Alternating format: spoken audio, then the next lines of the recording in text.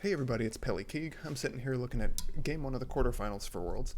DamWon versus DRX. Game one, or DOM1, excuse me, I should say. I want to go through some of the picks and bans. Spoiler alert, I think this is a clear DOM1 draft win, but I want to talk about how they got that draft win, because I think it's interesting. And also the specific place where I think DRX kind of fumbled it, let's say. So without further ado, let's jump into the picks and the bans. Okay, Shen banned away first from DamWon. This is not surprising. Shen's a giga-strong top laner with cross-map influence, right? DamWon is saying, okay, let's ban away a tank top laner and reduce DRX's ability to help each other, right? Shen's just very versatile. Global influence, not surprised to see that banned. Similarly, the Nidalee, I don't think anybody is surprised to see this banned, right? Canyon's crazy on the champion. The champion is probably a bit too strong, a bit overtuned, to use the term. And they're just concerned about the first pick for Canyon. It kind of sucks that Piosik and Canyon share that champion, but I think they're more afraid of Canyon's Nidalee than they prioritize Piosik's Nidalee, right? Given that DamWon has the first pick. So, again, pretty straightforward stuff. Nothing really complex has happened yet. Ban 2 from DamWon continues in the same thing, or the same theme, I should say. The Galio banned away. This is targeted right at Chovy. The Shen indirectly targets Chovy because it reduces Doran's ability to help him, but this reduces Chovy's ability to help anybody else, right? If DamWon go for a play, you don't want Chovy on the Galio because he'll counter-engage on you, right? This is also just, this is a very good... No, let's be generous. Let's say it's a great Chovy champion. He's looked really good on it. You know, anyway, on and on. Direct target banning Chovy, right? And reducing his influence on the map, right? That's a big part of it. Because DRX plays through Chovy very heavily and rely on him to snowball and carry the games for them. Ban number 2 from DRX. Okay, this is that same thing, but aimed right back at Showmaker, right? Again, kind of sucks that they share the champion, but you don't want Showmaker on TF because he's going to be, you know, if he gets priority in mid, maybe he calls the jungler mid and helps, you know, he crashes a wave, and then he's warping across the map helping his teammates, right? You don't want Showmaker to be making plays on TF, right? Fair enough. Ban number 3 from DamWon. Sorry, distracted.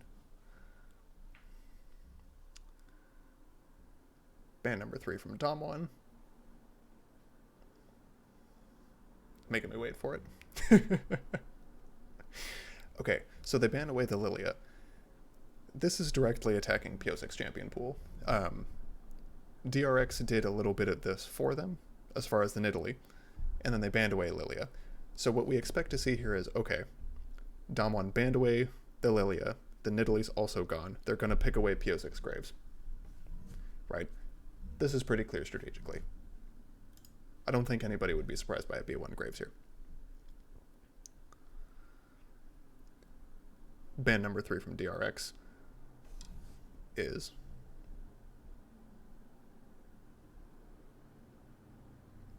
coming soon to a theater near you. It's the Lucian. Okay, again, this is just a ban aimed directly at Showmaker. The idea here is, okay, we don't want Showmaker on something like TF that has global influence that can splash into other lanes and start causing problems globally. And we also don't want him on a very oppressive laner like Lucian, right? We don't want him on this abusive 1v1 laner who can also shove in and get priority and go to help his jungler, right? That's kind of the two things that Showmaker is best at, is influencing the map globally, hence the TF and the Galio. Sorry, hence the TF. Although, frankly, I don't think his Galio is bad either. It's the same idea.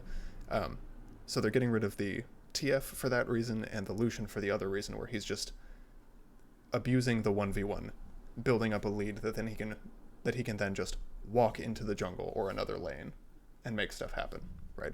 Also a big damage threat. Things you don't want Showmaker to have. Anyway, moving on. So, blue side pick number 1 for DamWon. Again, minor spoilers, I don't think anybody is surprised. It's the B1 Graves, right? Okay. So, let's count the Piosic bans, right? Okay. Oh, that's a terrible color. Hang on. Yeah, blue on blue background, right? Okay, so that's aimed at Piosic. This is kind of indirectly aimed at Piosic also, the Nidalee ban. And then this is directly just saying, okay, give me your third best, right? So, smart from DamWon, targeting Piosic.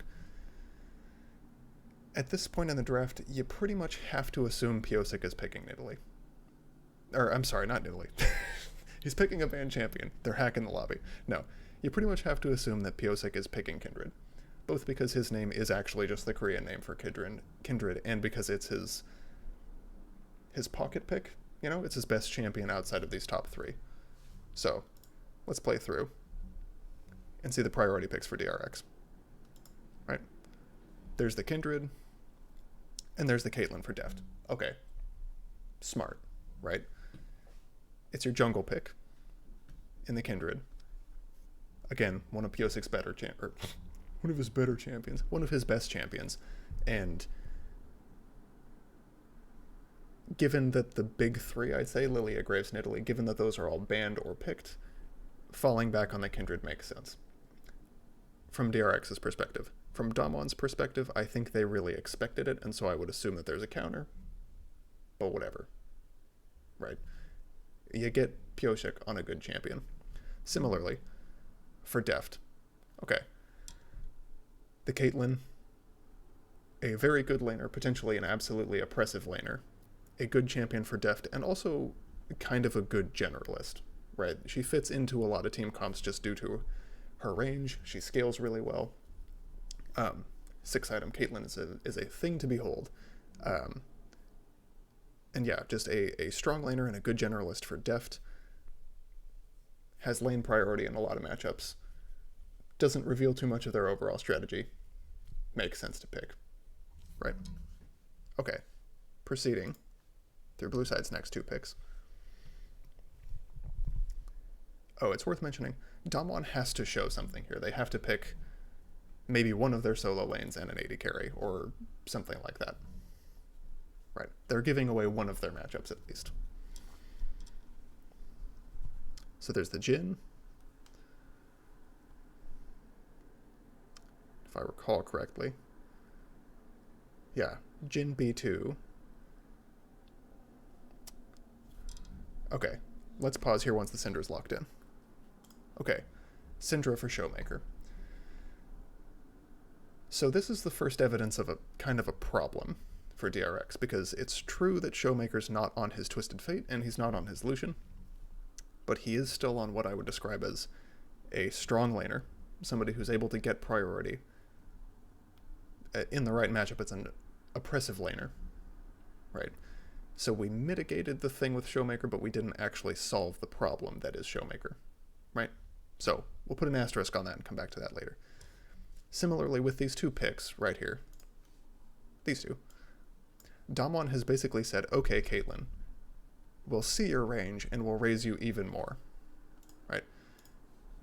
Specifically, I'm thinking of, Jhin is basically artillery, right? He's firing at you from across the map in certain situations.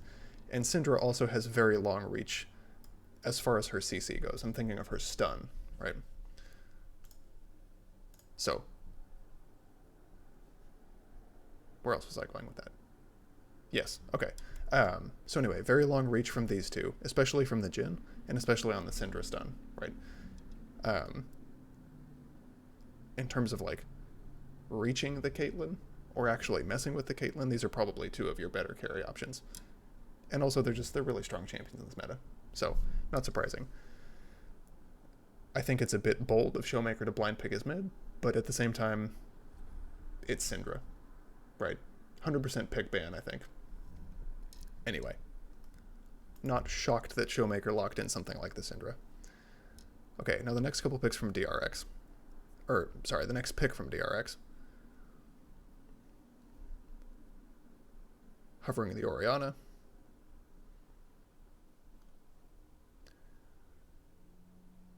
And it's locked in. Okay. So, we got Showmaker onto a strong playmaking, let's say a lead generating champion, a playmaking champion, and a strong damage dealer. And that's a small problem. And then we pick the Orianna. I think this is another small problem, simply because of the early priority that Showmaker's basically always going to have, right? Throughout the laning phase, he's going to be able to push Chovy in, and at the same time that Chovy's not going to die, right? It's not so much that the Syndra's going to actually kill him in the 1v1, it's just that Chovy's going to be pinned under turret catching waves, whereas Showmaker has the autonomy to go around and help his teammates, specifically if he wants to, let's say he wants to fight something 2v2 with the Graves, right? He wants to, you want to go fight Kindred over a Scuttle Mark or something like that. Showmaker has the option most of the time. Conversely, if he doesn't want to push, right? I guess the point that I'm getting at is the decision is in Showmaker's hands, right? He can shove in and get prio, or he can play back. Chovy kind of just has to play back in this matchup. Definitely till he gets items and gets better wave clear, right? Now, having said that, I'm not really surprised to see the Orianna simply because it's such a strong champion. Another really good generalist, another carry threat, good magic DPS. There's lots of comps that Ori is good in, and not a lot where I'm just like, what is the Orianna for, right? So, okay, two strong generalist mid laners, although one of them does kind of beat the other early on. Nothing catastrophic yet for either team. Okay, and now we move into the second phase of the bans. Okay, so second phase ban 1 from DRX. This we can talk about very briefly. It's just smart. It's banning barrel support Pantheon, right? It's a very aggressive, very killy support. With Jhin, it's an especially brain dead combo, right? I mean, it's a Pantheon unmissable stun into an unmissable Jhin root into all of their combined damage, right? I don't care what you're playing. That sucks to play against, right? Also, Beryl, if I recall correctly, Beryl was kind of the pioneer, and it's one of his better champions. So you ban away the support Pantheon. Also, more of that global presence elimination. Pantheon's semi-global engage. They're keeping him out of mid with that ban. They're keeping him away from Showmaker. Somewhat. And DamWon answers with an Ornn ban. A couple reasons for this. One, Ornn is busted, right? I mean, you just, you finish your items, and then your items get even better, right? So if you have a gold lead, it's exacerbated. If you don't have a gold lead, the Masterwork items can help compensate for it. Furthermore, it's a strong... Ornn is what I would call an okay initiator and a strong counter initiator, or like secondary initiator. He's a big frontliner, right? And he's a good ball carrier for Orianna, right? So again, indirectly affecting Chovy's abilities to make plays, banning out a strong, sounds weird to say, a strong weak side top laner, right? Banning out yet another tank from Doran. ETC, right? Makes sense.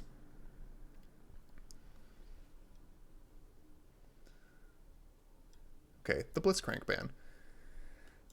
Kind of surprising, but it also makes its own kind of sense, right? If you're the Caitlyn, no matter who you support is, if you're the Caitlyn and you want to be shoving waves and getting priority, harassing them at their turret, hopefully, or making them miss CS, setting up for dragons early, ETC. Whatever the case may be. It kind of sucks if there's a Blitzcrank who can hook you under turret, right? Blitzcrank also has some really ugly interactions with the Kindred ultimate, like, oh, we're getting burst, here's the Kindred ult, and then the Blitzcrank goes, huh, and just grabs one person out of it, right? That's a situation that could arise.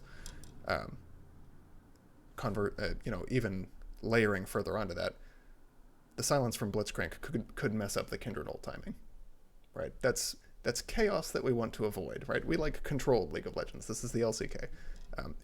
I don't think that's likely. I don't think that's what they were thinking. They were like, he's going to silence the Kindred ult.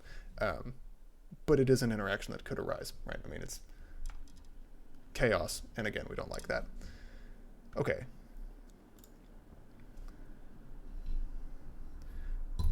Oops, sorry, bumping the mic stand. Last ban from DamWon coming out. Dropping my phone on the floor. Don't worry about it. I wasn't using it anyway. Okay, they banned Lux. This is pretty straightforward. They're respecting Lux Caitlyn. I think that is one of the most oppressive things you can lane against in bot lane is Lux Caitlyn. Because Caitlyn gets that wave clear, shoves you under your turret, traps on one side, and then Lux puts her E on the other, and you're like, where do I stand? Like, how do I play League of Legends right now? Also, interesting to point out, depending on the build, this right here is, how do I put this? It's some more utility in terms of the binding and the slow from her E and the shield and whatnot. It's some more utility that DRX is slightly lacking, I'd say. You know, Kindred and Caitlyn don't offer a huge amount. Again, the long-range binding is very nice. Caitlyn and Kindred want to kite back, and Lux would help them do that very nicely, right? Similarly, same goes for the Orianna, right? It's just more shielding, more kiting back, more rooting people, etc. Layers super well with the K-traps, so on and so forth. Makes a lot of sense. Interestingly, depending on the build, that could also be a magic damage source, right? Sometimes we see supports build this kind of carry Lux with Lutens and whatever. I don't think that's particularly likely for an LCK team. They generally go the Athenes and stuff like that, but it would be some more magic damage that DRX is lacking a little. You know, they have the Orianna, but they could always do with some more. Okay, the Lulu pick from DRX, this I really, really like. I think this is deceptively smart, right? Because this is a good laning partner for Caitlyn, right? We like that, okay? Lulu Kate, almost as obnoxious as Lux Kate, right? And Lulu's maybe a little more versatile even, because you can play defensively or aggressively, right? Great utility. A source of magic damage, although you don't think of Lulu as your damage dealer, right? It's also a double flex pick, right? This could be their support or their top laner, and there's just no way to know if you're DamWon. They could be saving their support. They could be saving a support counter pick, or they could be picking their top laner blind. Or, I'm sorry, that would be the same thing. They could be blinding their top, right? And it's Lulu's a weird top laner. You don't really want to pick a lot of your conventional like tanks or bruisers or anything into that Lulu. She can be pretty oppressive in that condition, thereby saving the support counter pick. Or this is their support and they're saving a top counter pick. So I really, really like this pick. One more note about the Lulu. If they end up with a ball carrier, right, if this is not their top laner, say they have, they end up with like a Scion or a Maokai or something top, the Lulu ult synergizes really well with the ball, right? Whoever that ball carrier is, if you don't have to use the Lulu ult defensively, you cast it on your tank as they initiate or counter initiate or whatever, hopefully layer it with the shockwave, right? And even if that doesn't work, you can use it to keep somebody alive against the Syndra Burst, against Jin's fourth shot, what have you, right? So I really, really like this. We give this, we change colors, and we give this 2 really big check marks, right? I think that's probably the single best pick DRX has made so far. Moving on. So there's top laners and supports left to pick for DamWon. And they got to pick them both, so they got to pick one of them blind, basically. Okay, here's the Kennen for Nuguri. I think that's, it's not going to be Kennen support, right? Okay, DamWon has shown their hand, right? Here's Nuguri's Kennen, and here's the Leona. Let's talk about the Kennen first. This actually counters what DRX just did with this Lulu, right? Because Kennen into Lulu top, you're like, okay, fine, right? We're both ranged magic damage utility top laners, and frankly, I'd kind of rather have the Kennen in the later stages of the game, right? Also, I mentioned the reach earlier from these 2 picks right here, from these 2, from the Jhin and the Syndra. Kennen is an initiator and sort of a 5v5 team fighter. He has a problem with reach, right? You have to run in and use the ultimate. You can't cast Kennen ult and then walk up. You have to use your body, right? So he has a problem with reach. Okay, the other three sources of crowd control from DamWon do not, right? So there's some very nice possibilities to layer. You can shoot a solar flare. You can shoot a Syndra stun. You can mark somebody with something and hit a Jin root, right? And then you hit the Kennen ult. Okay. I really, really like that Kennen. And it puts DRX, conversely, in a very strange position, because you give Kennen a good matchup, or you put the Lulu support and pick your top laner here, in which case Nuguri forced you to do that. And, like, what top laner do you pick into the Kennen in that case? Right? Well, let's see. Right? Because I feel like the options are, you pick a tank anyway. You just bite the bullet and say, okay, Nuguri, here's your lane. Right? Here's a kingdom for the Kennen. And also the tank pool is pretty pinched because of DamWon's bans. Or you don't bite that bullet. You pick a different ranged top laner. And it puts you in a weird spot because now you have no ball carrier. Right? Let me mark this. You have no ball carrier. Your Lulu ult is going to be largely defensive. I would say almost entirely defensive. You know, say we pick a Jace or, you know, God forbid, a Vayne. Right? Pick a Jace or some other ranged top laner here. Who's the meatball who carries the Orianna ball and the Lulu ult and counter initiates once the Kindred ult is finished, right? So let's see what DRX's answer is.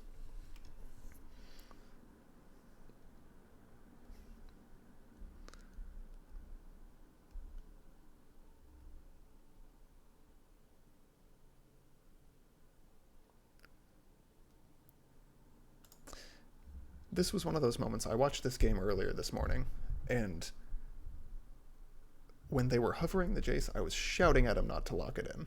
Because, like, I understand what they're going for, right? It's, you end up with the Jace top against the Kennen, and it's a not losing matchup, right? I think the Jace, let me think about that. I think the Jace probably can beat up on the Kennen early to some degree, right? At least trade with him evenly. And then Jace is always a big side lane threat, right? Like 1v1, the dude's a monster. It's the type of champion Jace is. But at the same time, all the problems that I mentioned earlier with, well, okay, right? For the rest of DRX, who gets this Lulu ult if you want to use it proactively? Who carries the ball in to engage if you want to go aggressive? Okay, well, it's not this person. Right? You don't initiate with your Caitlyn. That's a terrible plan. That's how you start a solo queue team fight, right? You just walk in as Caitlyn. Okay. It's not Kindred, because Kindred wants to be kiting back, remember? Kindred loves it when people run at her and try to burst her, and she can throw the ultimate down, and then somebody counter engages. Okay. Is this guy what you'd call a counter initiator? Not really. Right? I mean, it's not, you know, the Ornn is banned, clearly, but it's not your Ornn, it's not your Maokai, it's not like, well, I mean, let's just list, right? It's not like Sion, Maokai, Malphite. It would be nice if Shen and Ornn were available, and they're not for this reason, which I think is really smart from DamWon. It's, you get the picture. It's not a counter initiator who's going to bring the ball in the Lulu ult and do anything aggressive. It's also not a primary initiator. And I think that's one of the bigger problems, is that DRX doesn't have one. Right? The way this draft has panned out, it's actually really hard for DRX to actually do anything aggressive. Right? To do anything proactive, even. Outside of the laning phase. Which, okay, credit to DRX. 3 of their picks, let's say these 3, right? The Jace and the Lulu Caitlyn. That's strong lanes, right? I mean, this is a nasty 2v2. I don't think it's as nasty as Lux Caitlyn, but it is still annoying to play against. Has lots of priority. And the Jace has strength as well in his lane. Not so much the Orianna, but those 3 picks that I mentioned. Strong in lanes. But outside of that, let's say you want to contest an objective, right? You want to walk up and you say, I want to get Drakes. My Jace has got an early lead and I want to force a Drake stack off of it, right? However you would finagle that. I want to stack Drakes off of my Jace's lead. You better just hope that you're there first, basically. Because in terms of actually starting the fight, again, these 3 champions all want DamWon to run into them, right? They want to kite away, basically. Kite away and then hit a shockwave when people stack up. Survive with the Kindred ult, counter with the Orianna shockwave. Okay. Does Jace actually help them do that? Kinda. You know? He likes to kite back too. He's okay with people running at him because you can just shock blast and run away. Acceleration Gate helps his team kite back. Okay, cool. We've got some synergy in that case. But that's entirely reactive. Right? DamWon does something and then DRX kites away from it. Is basically how this is going to play out. Okay. Is DamWon required to do things? Not really. Let me explain what I mean. Let's say you get prio from the Jace. We'll put a P on him. You get prio from the Jace and you get prio from the Lulu Caitlyn. Right? Those 2 lanes have priority. Let's talk about an early Drake fight, right? Well, Syndra's going to have priority,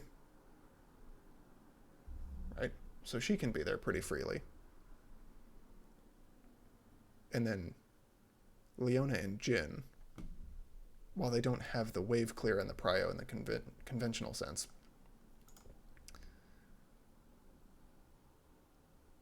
I guess the long and the short of what I'm saying is basically if DRX sets up on an objective, their only option is to kite back and retreat.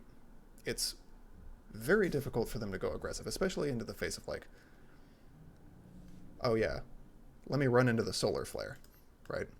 No, right? Leona shows her face and you're backing up if you're DRX.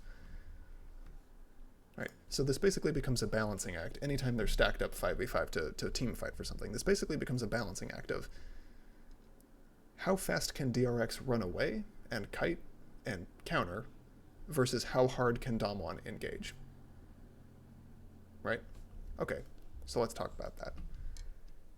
As I mentioned earlier, Leona Solar Flare, reach, right?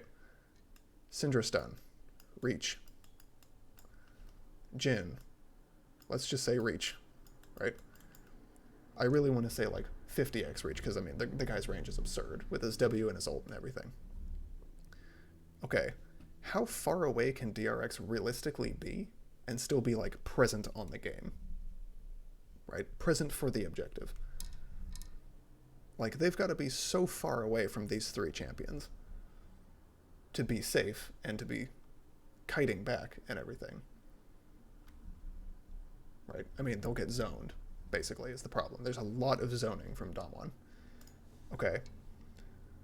Similarly, or another problem that arises is this, Kennen for Nuguri, that's right here.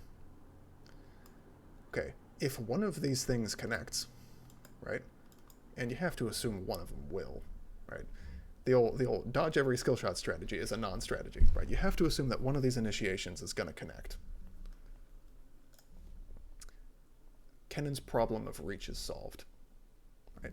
Especially, let's say he gets a TP flank or something. Well, okay, now you're DRX. You're trying to run away from the Leona, the Jhin, and the Syndra, right? And the Kennen is behind you. I mean, you can't kite attacks from 2 fronts, right? So that's going to be a major problem for DRX. think I've harped enough about the range thing now. I also think there's a difficulty gap in these two compositions. I think this, honestly, for DamWon, for players of this caliber on the world stage, this comp is brain dead. It's so easy to execute, right? Early game. Okay, Syndra gets Prio. Goes and helps the Graves. Strong 2v2, get a farm advantage, get rolling, right? Simple, right? Okay, top lane. Nuguri doesn't have to win, right? Can just go even, and that's fine. Kind of the worst case for Kennen, I think, was going even. Because either there's a tank into him and he's winning, or it's a ranged top laner and he's going even. Whatever, right? No biggie. Bot lane. Okay, do they need to win? Not really, honestly. Like, if they get behind some farm, if they get, Caitlyn does Caitlyn things, they get behind some farm, they drop some plates, I don't think DamWon is terribly upset about that, right? Also, furthermore, that's assuming that DRX get that early prio in bot. There's a big, big problem with this Kindred in that case. The thing about Kindred is that she's basically a non-champion before she gets 4 marks and or some items, right? Whichever comes first. You really need that 4 mark power spike and maybe a completed item before you're particularly useful, let's say. Before you're a big threat. Okay. So this Lulu Caitlyn lane that we so highly prize, that's going to have early priority and going to be shoving early, are not going to have jungle support. For some time. They are not going to be backed up. They're also not going to be backed up by their mid laner. Right? Because as we mentioned earlier, Chovy's basically going to be, you'll find me at my tier 1. Right? It's going to be shoved under turret a lot of the time. Okay. Let's say they're pushed up and they get a Kennen teleporting on them. Right?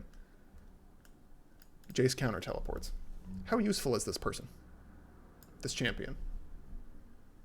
Okay, one person teleported in with a Kennen ult and started AoE stunning and damaging everybody in the entire fight.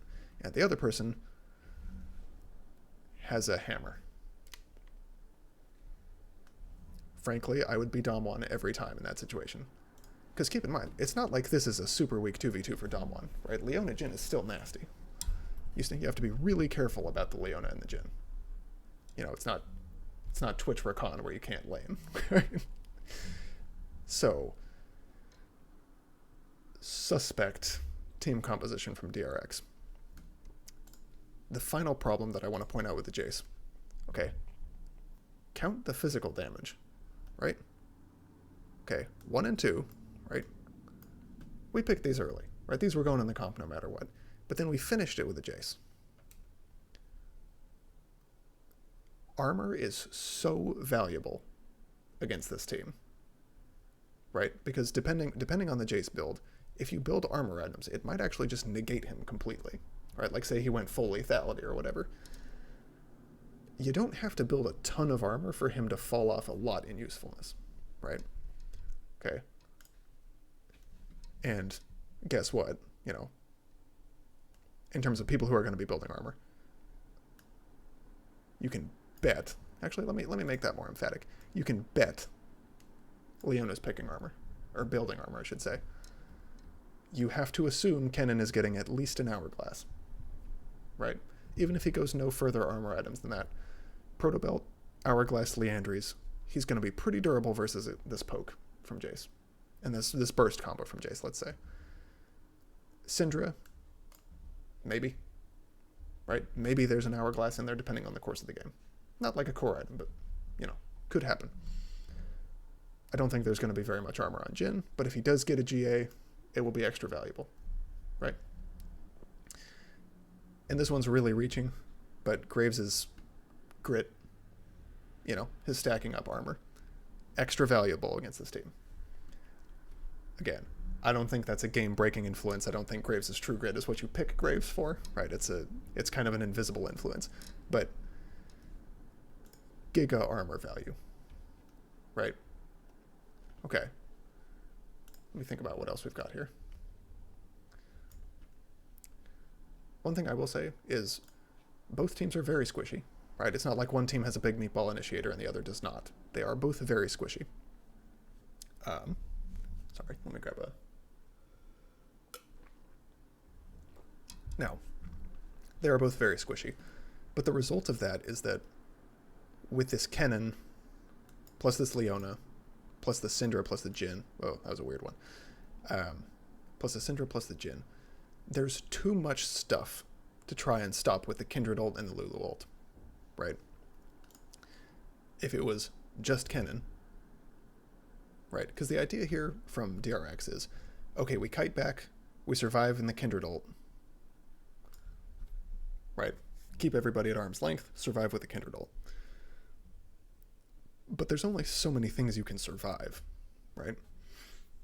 Excuse me. There's only so many things you can actually use the Kindred ult to live through, because it's only so long, right? There's a lot of stuff that DamWon can throw into that little circle, right? And then once you come out of the Kindred ult, what can you actually do, right? What are your options for chasing DamWon down after they pick a bad engage? Counter-engaging with hard CC. You know, Shockwave, right?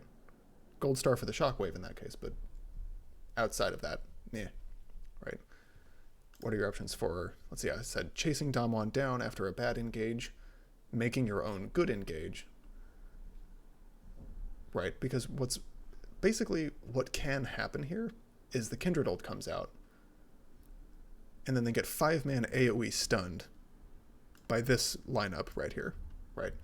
Just everybody's getting hit with AoE CC, and they come out of the Kindred ult, and they're still just where they were, right? They're still standing in front of a Syndra and a Jhin, which is not what you'd prefer, to say the least. A Syndra, a Jhin, and a Graves, right? Yeesh. Now, problems with DamWon's comp. LS actually mentions this on the cast. He thinks Merc Treads are giga valuable against this team. This is true, right? Lots of magic damage, lots of CC, a lot of it is AoE CC. Merc Treads are very, very valuable, right? Having said that, compare how valuable Merc Treads are against this team versus the armor value of this team, right? Because if you go Merc Treads and you itemize magic resist to deal with these three, you are not dealing with these two, right? Whereas, should DamWon build some armor, the only real threat in terms of magic damage is Chovy, right? I think DamWon is willing to bet that they can kill Chovy in a team fight. With all of this reach, all of this initiation that they've got, they can eliminate the one magic damage threat, deal with the physical damage threats after, or vice versa, right? Just kill one of these kind of carry damage threats, and then what does DRX do about it at that point? Anyway, let me see. I think this Jace pick, I'm harping a lot on this, but I really think this is where DRX basically dropped the ball in this draft. I think this was the moment of DamWon's draft victory, let's say, in the sense that basically, and I think this is less DRX blundering and more DamWon's credit. Actually, let's revise that. Because DamWon made them do this, right? DamWon put them in a position where they picked Jace to go even. You know, you hope he wins, but it's not like guaranteed, right? They pick Jace just so they don't lose top lane, right? Just so they don't lose topside, they pick the Jace. Not ideally what you would pick Jace for. You want to pick Jace to win topside, right? But Nuguri's champion pool and this, I guess this innovative Kennen pick, not a lot of other people play it right now, it put DRX in a position where they had to do something unusual, right, in picking the Jace just to go even, right? This was smart, right? This was very smart from DRX in the sense that this is a double flex. But then Nuguri said, okay, I got something for that, right?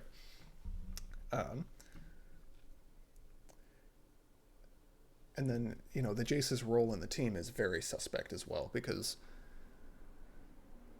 okay, let's say the Jace gets rolling, right? Say Nuguri just, he has one of his O2 power spike games. Say this goes well. Okay. The role of Jace is to poke people, right? Which I don't, DamWon Gaming, it's one of the few things that they don't have an answer for, is this long-range shock blast, right? Poke people, and then in fights he's more like an assassin. You want to jump on 1 or 2 carries and burst them, right? Against specifically a Syndra and a Jhin, I really have to wonder how easy that is to do, right? I don't think Jace can just ignore this Leona or this Kennen, just walk up to Jhin and smack them, right? Because Jhin can actually contribute to a team fight from off the screen, right? You don't even know Jhin is there. Well, I mean, you can infer he's there, right? But you don't see him. So he's absurdly long range. Syndra, less so, but similarly, very long range, and able to peel for herself in the event of Jace jumping on her, right? The scatter stun. Furthermore, I think in the case of jumping on Syndra, you gotta be really careful as Jace that she doesn't just counter kill you, right? You go for the hero play, you're like, okay, it's time to kill the Syndra and win the game alone. And then Syndra hits a stun, right? The QE combo, throws her ult, and you die. And the Syndra is 50% HP. You're like, oh, well, this didn't go well. This did not go as planned. So, again, in the sense of, bursting out the carries and dealing a bunch of damage, I have to question how useful Jace will be with all of this lockdown and long range from DamWon, right? Kill the Graves, right? Yeah, go after the Graves, sure. I guess, right? Because Graves is probably your best target, because he's going to be the closest, most likely, outside the Leona. You don't want to be killing the Leona if you're Jace. Oops. Okay, so we'll give this one a right? Big side lane threat that DamWon doesn't necessarily have the best answer for, but I don't think he's a big enough side lane threat to justify the shortcomings of this Jace pick, right? But I think a lot of credit goes to DamWon in general, and, Nuguri's champion pool in particular, for having an answer to the Lulu top that he also debuted, right? So this is DamWon in a nutshell. It's like they're mind controlling DRX a little bit. Oops, sorry, I'm misclicking. I could heap more praises on DamWon's team comp. I think they have a better mix of damage as far as 2 physical, 2 magic, whereas, oops, let me clear this. Whereas, as I mentioned earlier, DRX is basically all physical plus Orianna.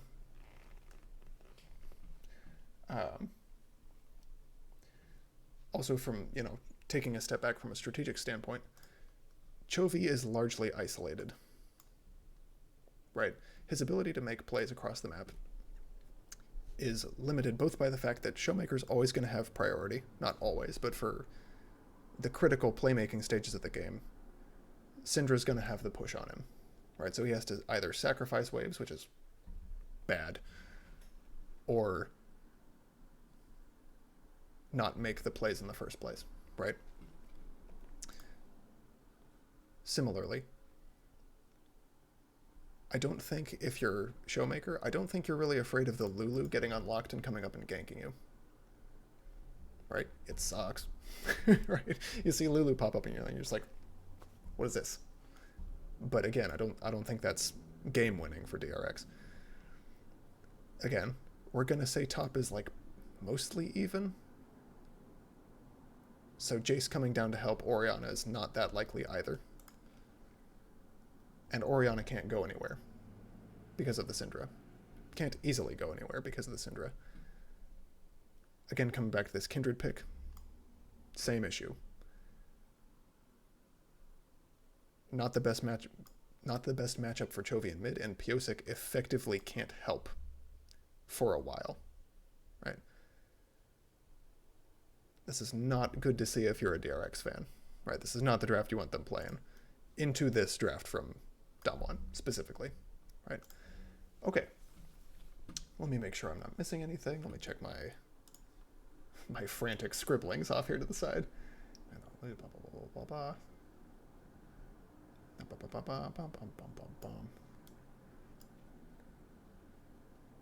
Yeah, ease of execution I think lies with DamWon. Mix of damage I think lies with DamWon. I think DRX is like better at the side lane split push thing, but not by enough for it to matter against all the advantages that DamWon have drafted for themselves. So I think this is an example of a clear DamWon draft victory. Let's draw the degree of victory, shall we? It's not like DRX can't win. It's just that they're going uphill, right? Because there's so many different ways to play, or so many different things DamWon's comp can do. So many different things they're good at. Versus DRX's comp, which is very reactive for the most part. It's like, run at me and I'll kite back. And DamWon Gaming says, okay, I can run at you really fast.